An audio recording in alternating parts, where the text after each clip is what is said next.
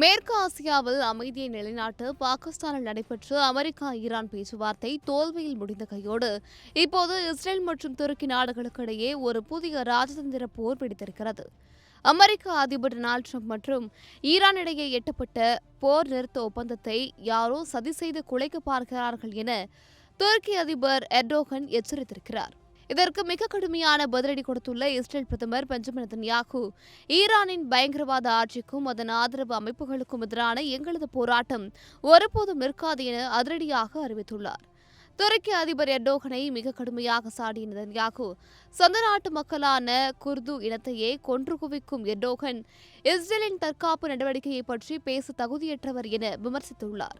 மேலும் இஸ்ரேல் பாதுகாப்பு அமைச்சர் காட்ஸ் எர்டோகனை ஒரு காகித புலி என்று வர்ணித்துள்ளது உலக அரங்கில் பெரும் பரபரப்பை ஏற்படுத்தியிருக்கிறது. அதே சமயம் ஈரான் மீதான ராணுவ தாக்குதலில் இஸ்ரேல் மிகப்பெரிய வெற்றியை பெற்றுள்ளதாக நெதன்யாகு மார்த்தட்டியுள்ளார்.